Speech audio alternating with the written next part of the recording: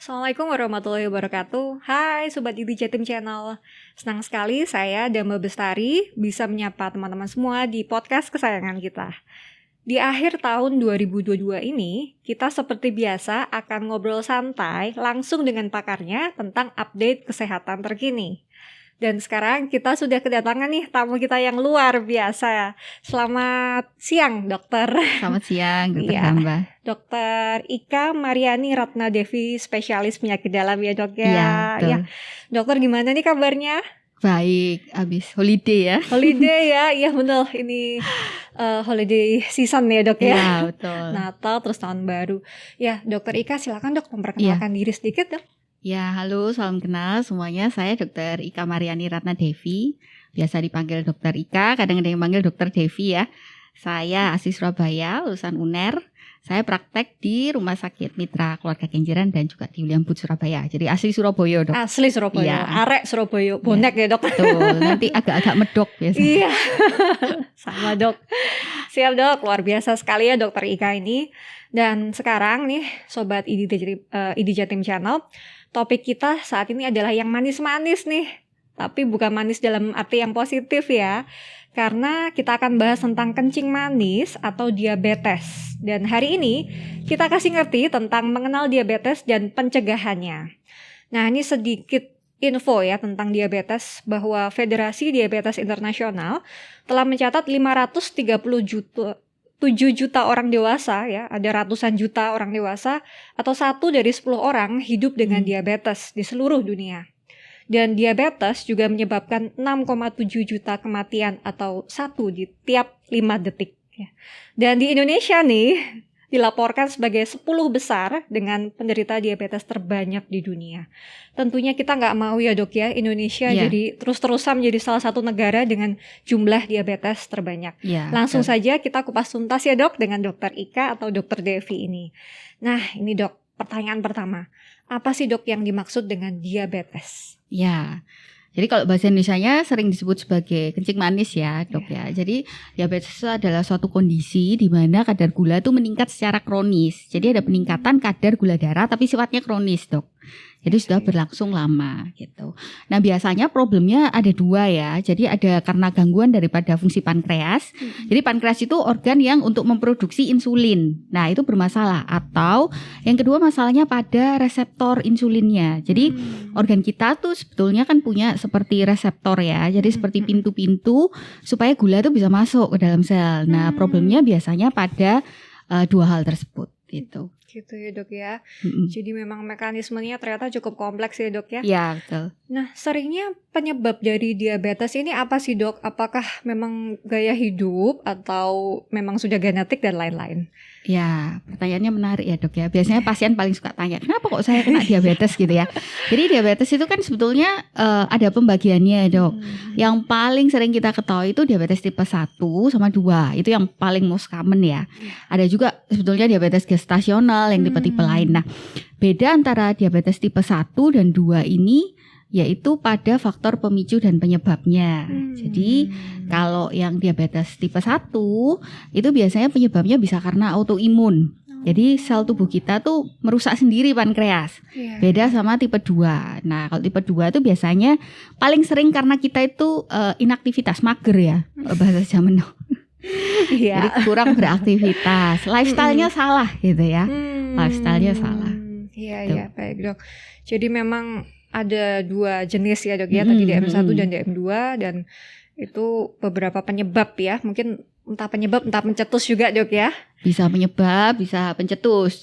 Memang macam-macam ya. Contohnya lagi kalau yang diabetes tipe 1 itu bisa karena infeksi virus gitu. Atau kerusakan pankreas. Contoh misalnya pada mereka yang mengalami alergi obat yang hebat. Ya, Stephen Johnson tuh bisa tercetus diabetes tipe 1 pada anak. Gitu. Biasanya pada anak-anak. Kalau yang diabetes tipe 2 biasanya pada orang dewasa, biasanya ya, di atas 45 tahun. Tapi sekarang mulai geser sebetulnya ya dok ya. Bukan berarti terus kita muda terus enggak kena diabetes tipe 2. Sekarang makin banyak malahan ya diabetes tipe 2-nya gitu. Iya dok, sekarang itu kayaknya hampir semua penyakit ya, terutama metabolisme ya dok ya. Iya, penyakit metabolik banyak banget. Usianya ini ya semakin muda ya dok ya. Betul. Nah, sekarang gejala dari diabetes ya dok ya, antara 1 dan 2 itu apakah ada perbedaan ya dok ya?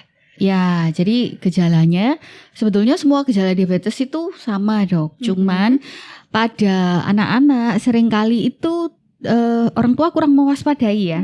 Gitu ya. Jadi kalau pada anak kadang bisa keluhannya bisa berupa anak itu mudah lelah gitu. Misalnya dia sekolah ngantuan gitu ya. Terus berat badannya turun. Kemudian dia makan banyak tapi kok tambah kurus, atau dia makan banyak tapi kok failure to thrive. Jadi enggak tinggi gitu ya, enggak tumbuh. Dia sering infeksi berulang dengan riwayat keluarga dia ada diabetes ya. Riwayat keluarga diabetes tipe 1, ada riwayat penyakit autoimun. Nah, kita harus curiga sebagai orang tua. Gitu. Nah, itu untuk yang diabetes tipe 1. Nah, kalau yang diabetes tipe 2 gejalanya tuh bisa bervariasi, Dok. Nah, yang paling spesifik ya, itu bisa poliuri, polidipsi, polifagi. Jadi sering lapar, cepat haus ya. Kemudian banyak kencing. Jadi kita tuh minum terus, tapi kok masih haus. Nah, berat badan menurun. Kemudian ini ada beberapa gejala yang kalau pasien datang, dok berat badan saya kok tambah turun, jangan-jangan saya diabetes. Biasanya mereka udah tahu ya. Nah, tapi pada diabetes tipe 2 ini ada beberapa gejala yang orang gak terlalu banyak tahu. Contoh, giginya tiba-tiba lepas, goyah. Nah, gigi goyang tuh bisa merupakan salah satu gejala diabetes. Dan gak banyak orang tahu ya. Atau keputihan berulang, infeksi jamur berulang.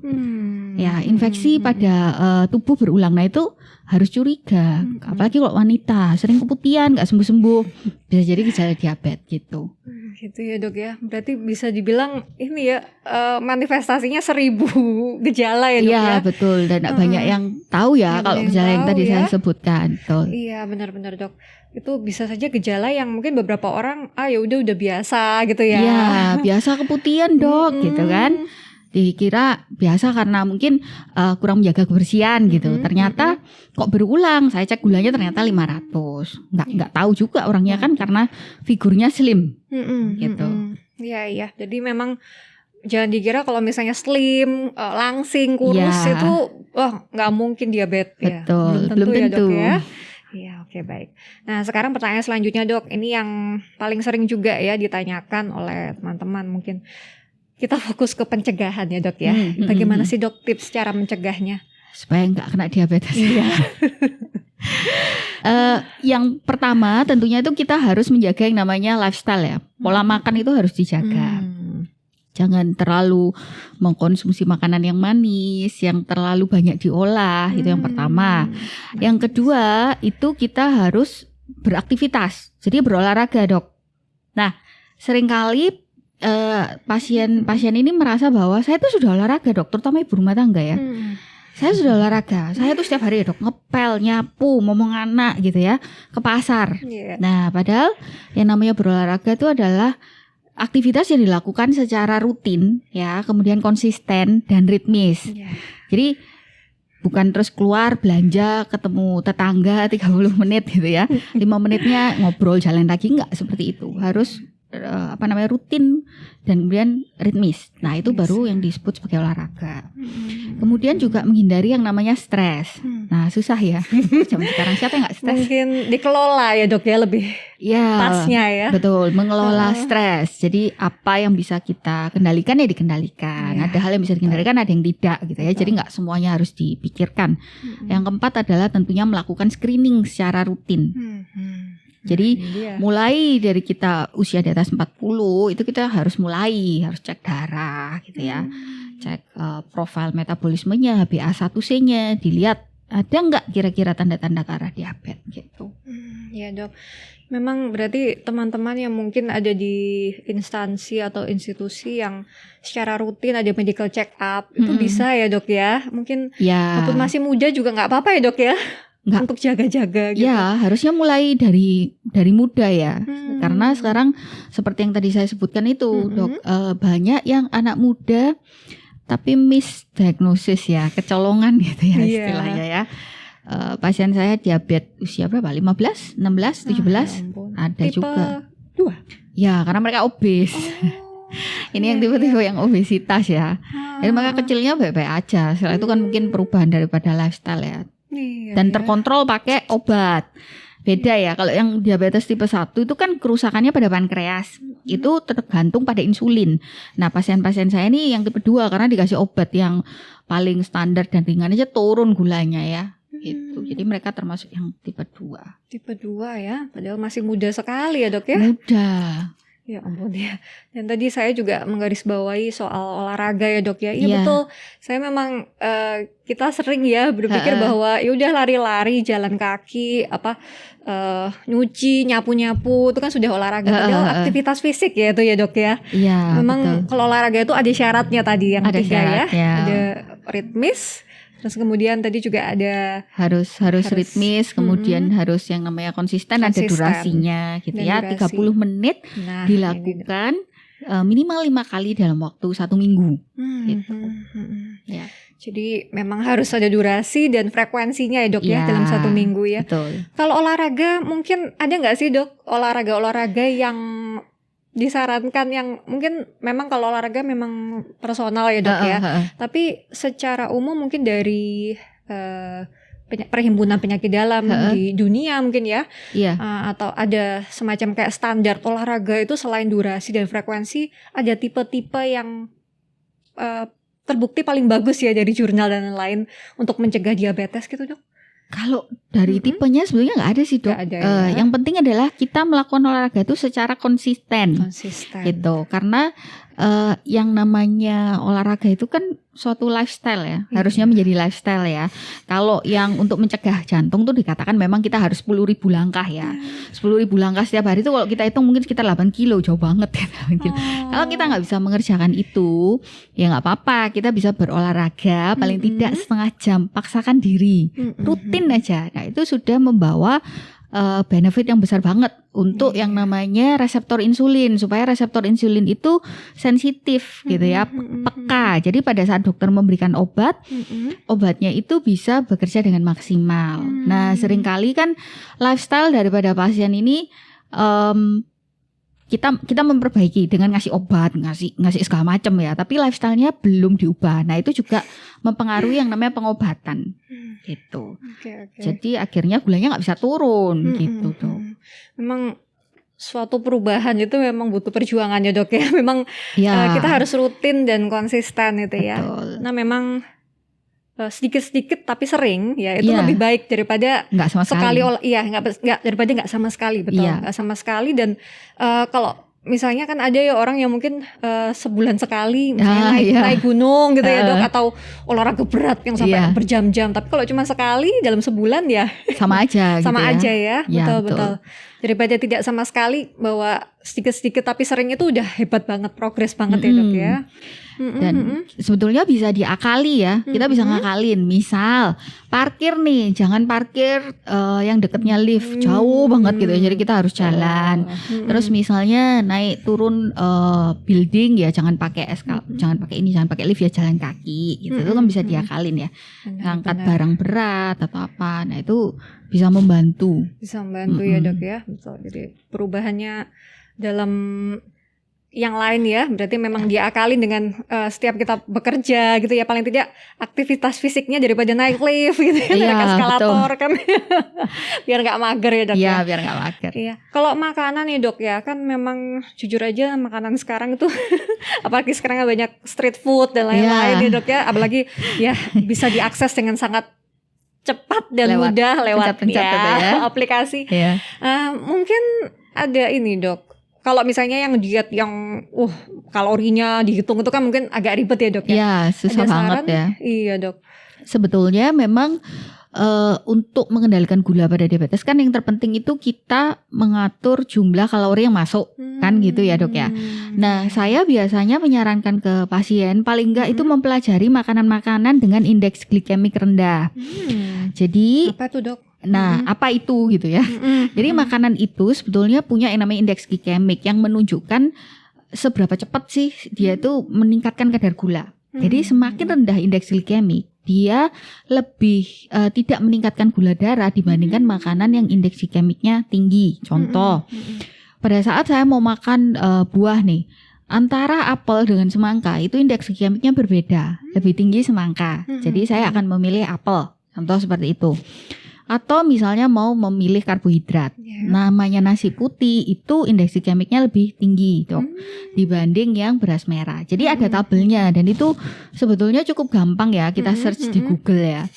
Jadi kita mengubah apa yang kita makan menjadi makanan yang berindeks glikemik rendah. Itu cara pertama. Cara kedua sebetulnya sekarang kita punya plate ya, ada piring ya, ada piring khusus yang sudah ada takarannya, nasi seberapa, karbonya seberapa, itu ada gambar-gambarnya piringnya. Jadi kayak sayurnya harus berapa dan itu sangat mempermudah ya, biar nggak bingung sayurnya harus seberapa, ini harus berapa, itu sudah tertera. Gitu. Wah keren banget itu ya dok ya. Iya, kayaknya cara sekarang mudahnya. Iya, mungkin leaflet, brosur itu juga sepertinya banyak ya dok yang dari penyakit dalam yang sudah di-share juga ke masyarakat. Sudah. Malah sekarang enak ya dok ya, lebih gampang betulnya ya. Ada contoh makanannya langsung kelihatan, tinggal ditiru. Benar, lebih canggih ya, nggak abstrak gitu, lebih konkret. Betul. Iya dok. Nah kalau tadi pencegahan ya dok ya, karena prinsip kita memang mencegah lebih baik daripada mengobati. Nah yang selanjutnya adalah kalau ternyata sudah terlanjur menderita diabetes, seperti apa ya dok pengobatannya dan pada saat apa sih harus dibawa ke dokter dok? Ya, kapan harus ke dokter gitu ya? Sebetulnya kalau kita terdiagnosis diabetes ya jangan ditunda, harus segera ke dokter. Tidak harus dokter penyakit dalam, mau ke teman-teman yang dokter umum pun sama. Yang penting dari sana kita bisa men-screening tidak hanya naik turunnya gula aja dok. Karena pada saat kunjungan pasien ke dokter itu pasti kita akan melihat komplikasi kronisnya tuh sudah kena kemana aja. Nah itu yang harus ditanggulangi ya. Jadi jangan terus kita minum obat sendiri. Kadang kan gitu ya. Saya minum obat ini nih, metformin gitu. Seperti tetangga, saya minum gliben. Iya serius dok. Iya. Jadi bingung gitu. Ke dokter siapa? Enggak, saya ngobati sendiri gitu ya. Karena sekarang informasinya begitu masif ya. Nah itu sebaiknya tetap kontrol ke dokter karena intinya tidak semua obat diabetes itu bisa dikonsumsi oleh semua orang. Ada profil obat diabetes yang hanya diperuntukkan untuk pasien tertentu. Intinya seperti itu. Iya. Jadi memang personal ya dok ya. Iya, obat personal. itu nggak bisa disamaratakan ya dok. Betul. Nah, hati-hati nih, karena memang sering gitu ya dok ya. Temen ini saya, tadi metformin dan ini terus ikut-ikutan ya. Dan mungkin prinsipnya juga semakin dini diobati semakin ya secara umum bagus. Semakin baik ya. Jadi sekarang berarti kalau diabetes ini di vaskes primer juga bisa ya dok ya tadi ya? Bisa. Umum ya. Betul.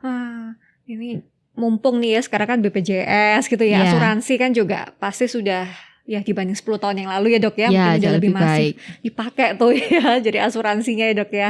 Iya. Tapi biasanya dari yang sudah berobat ya dok ya, itu sebagian besar bisa terkontrol ya. Kita istilahnya sepertinya terkontrol ya, bukan sembuh atau bagaimana dok? Monggo dok. Tidak ada kata-kata sembuh di dalam diabetes ya. Jadi biasanya kan dok saya tuh kapan sih sembuh dari diabetes? Diabetes ya bukan katanya bukan sembuh tapi regulasi terkontrol atau tidak gitu gulanya. Jadi bagus apa enggak gitu ya gulanya terkontrol. Gitu ya dok ya. Soalnya memang ada banyak pertanyaan ya dok ya bahwa apakah diabetes ini dapat disembuhkan atau orang tersebut harus menjaga makan atau melakukan pengobatan seumur hidupnya. Nah itu biasanya kalau ditanya seperti itu menjawabnya dokter biasanya bagaimana dok? Saya biasanya jelaskan gini, lini pertama pengobatan diabetes itu sebetulnya adalah perubahan lifestyle gitu. Jadi harus ngubah lifestyle dulu, berolahraga dulu, itu lini pertama. Andai kata dua hal itu sudah dikerjakan dengan optimal dan gulanya stabil, HbA1c-nya tercapai target, ya udah nggak usah pakai obat. Dan pasien-pasien saya beberapa ada yang lifestyle-nya tuh bagus banget gitu ya. Mereka benar-benar mempelajari, berkonsultasi ke teman sejawat dokter gizi ya, dan benar-benar mengubah pola hidupnya. Ya mereka lepas obat. Ada yang kayak gitu. Gitu. Tapi kalau yang makannya di rumah ya masih begitu ya nggak bisa dilepas obatnya dok. Iya dok, sepertinya secara teori atau diomongkan itu klasik ya, sederhana, simple, mengubah gaya hidup. Tapi jujur aplikatifnya tuh ya mungkin kita sendiri sebagai dokter mungkin juga butuh perjuangan ya dok Ya ya. betul. Aduh. Betul. Sudah berolahragakah hari ini gitu? Ya itu bener, sudah olahraga kah? Terus makanannya Makanannya apa? Tadi siang makan apa dok? dok apa ya tadi udah kayaknya boba-boba gitu ya. Boba-boba. Gitu.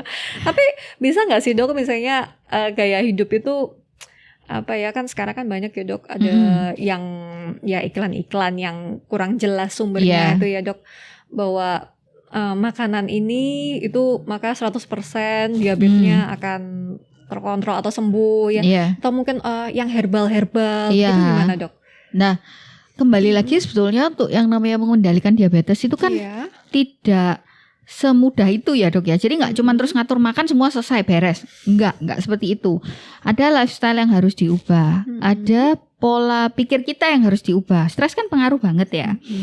Nah itu jadi tidak hanya dengan single pill semua beres gitu, nggak ada. Mau itu herbal mau apa, nggak bisa. Jadi semuanya tetap harus diatur. Contoh saya punya pasien terkontrol bagus dengan insulin selama lebih dari setahun. Hari ini datang dengan gula darahnya 600 gitu kan.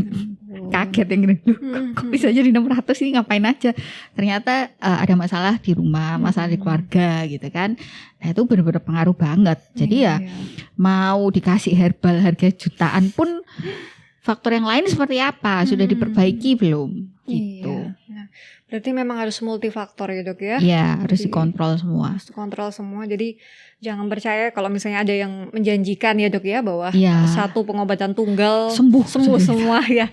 Kalau ada itu kita semua mau ya dok ya. Mungkin mau, ya. Betul. Iya, karena memang tidak ada yang instan ya dok ya. Memang tadi yang sudah dokter paparkan itu ya memang butuh rutin dan konsisten ya. Tapi kalau misalnya memang dalam jangka panjang bisa memperbaiki kualitas hidup ya kenapa tidak ya? Iya pasti betul. Signifikan sekali ya dok ya. Iya, nah dampaknya. Kan orang tuh biasanya gini dok, berpikir bahwa oke, kalau misalnya kena diabetes itu nanti takutnya stroke dan sebagainya gitu kan pikirannya. Tapi impactnya itu jauh lebih dari sekedar stroke, kemudian problem jantung, problem ginjal, banyak. Contoh ya, misalnya gula darahnya nih naiknya nggak terlalu drastis nih, tapi berlangsung selama bertahun-tahun tidak terkontrol. Pada saat kita tua itu baru nampak efeknya dok. Contoh pada badan ya, kita bisa mengalami yang namanya atrofi daripada otot. Otot tuh bisa mengecil loh, gitu. Jadi kita akhirnya semakin tidak bisa bergerak, kan sudah tambah usia nggak bisa gerak. Jadi tergantung di wheelchair. Nah hal-hal seperti itu kan nggak banyak orang paham ya. Yang takut adalah diabetes, stroke gitu. Padahal nggak cuma sekedar itu, impactnya tuh sangat luas. Ini nggak cuman betul-betul dok, tuh suatu perspektif yang baru ya, yang mungkin kita semua juga harus memahami bahwa nggak cuman terus nanti kena sakit ini karena kan kalau itu tuh mungkin orang berpikir konsekuensi jangka panjang, masih masih muda nggak masalah gitu, tapi ternyata yang tadi itu ya dok ya ke otak ada pengaruhnya juga, lebih mudah pikun gitu kan. Terus kan kebayang ya nanti kalau waktu geriatri usia lanjut gak bisa gerak, harus on wheelchair, diajak ngomong juga gak stroke sih dok, gak stroke, tapi kemampuan daya tangkapnya berkurang. Wah itu kan ya jangan sampai seperti itu. Tambah frustrasi, tambah stres. Iya betul-betul. Yang terbaru juga kalau dari ilmu jiwa ya dok, dokter jiwa juga sering dihubungkan dengan depresi ya dok ya, gangguan mood diabetes ini. Betul. Entah sebagai diabetes sebagai penyebab maupun sebagai akibat dari stres, dari depresi berkepanjangan maksudnya. Saling berkaitan ya. Mungkin itu lain kali perlu kita bahas sendiri ya dok ya. Psikosomatis. Psikosomatis benar-benar. Jadi sebegitu dekatnya ya dok ya, karena memang sebetulnya kan ini ya dok ya, tadi dokter bilang kan intinya semua organ di tubuh kita itu bisa terkena dampak dari diabetes ya, termasuk otak ya. Iya betul. Nah, kalau kita ngomongin otak ya seluruh tubuh intinya bisa kena ya. Aduh, itu memang istilahnya mungkin ini ya dok ya, apa insidious ya dok ya, diabetes ini ya, kronis tadi ya, progresif. Iya, tapi kena semua ya.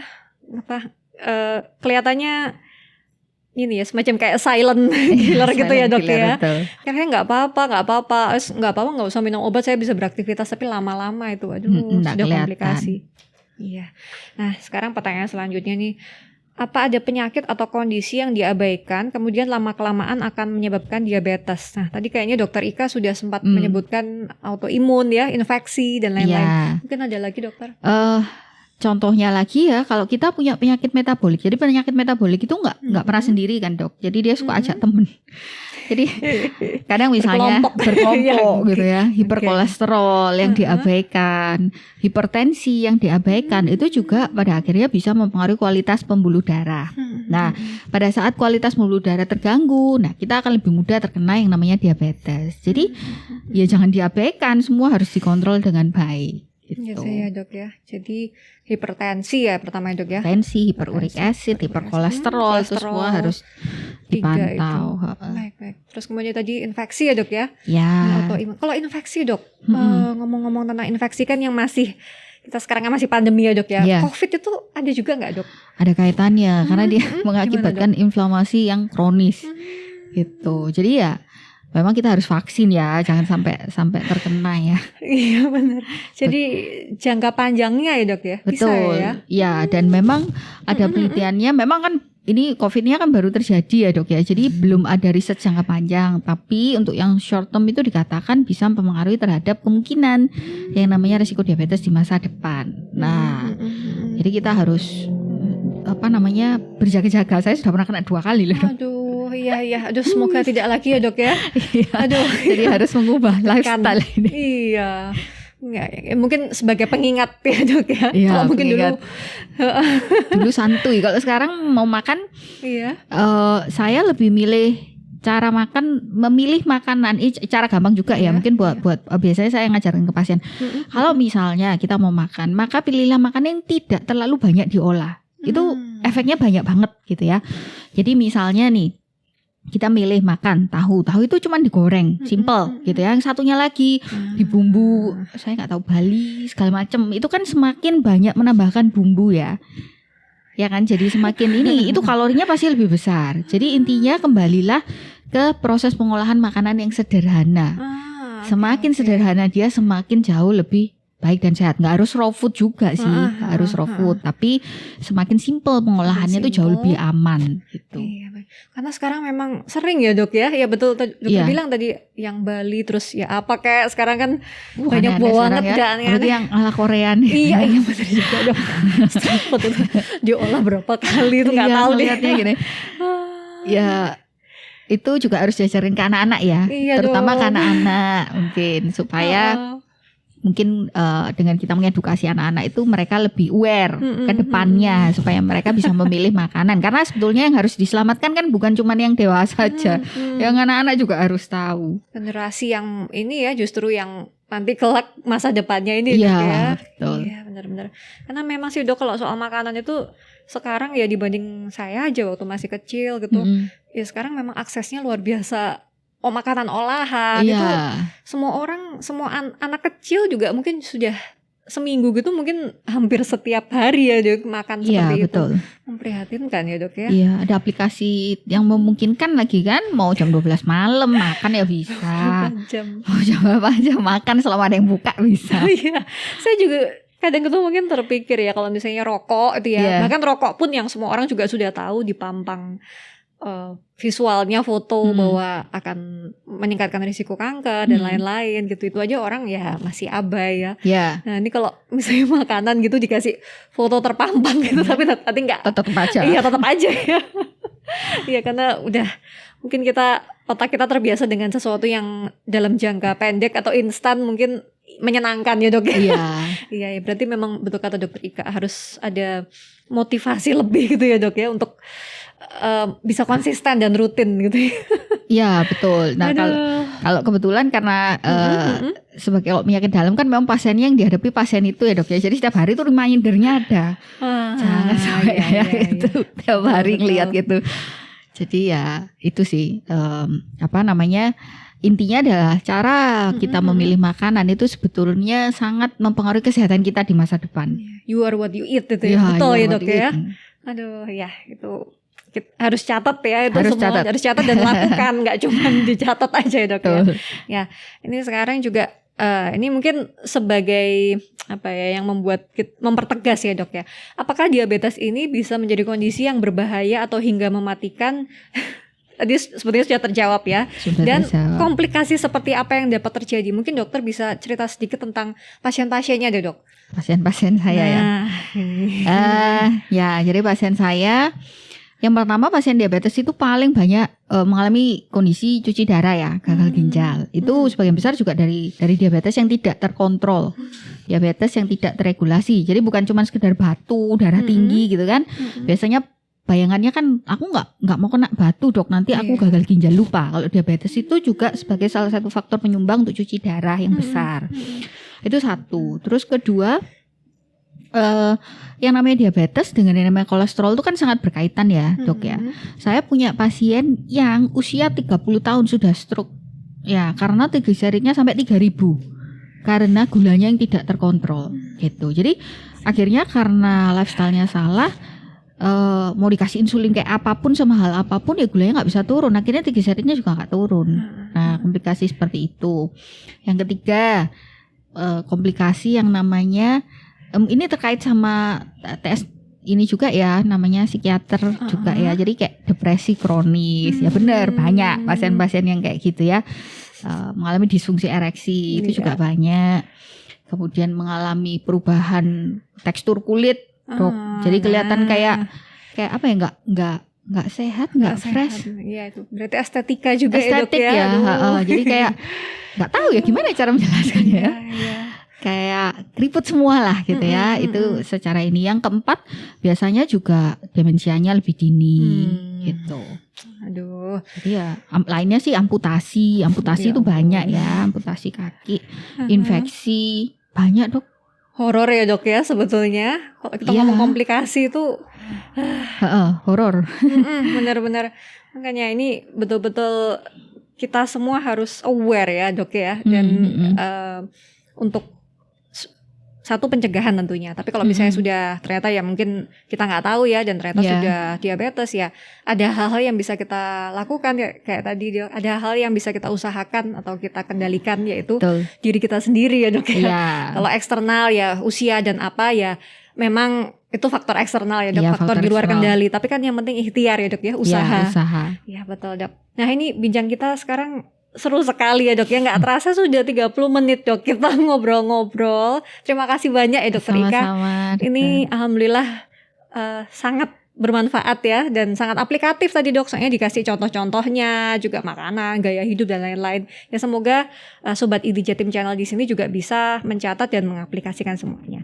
Baik, terima kasih banyak sekali lagi dokter Ika, dan kepada sobat ID Jatim Channel yang sudah menyaksikan dari awal hingga akhir. Sekali lagi kita akan selalu sehat dan semangat terus, dan sampai jumpa lagi di podcast ID Jatim Channel di tahun 2023 ya. Selamat tahun baru dan tetap sehat dan semangat. Dadah.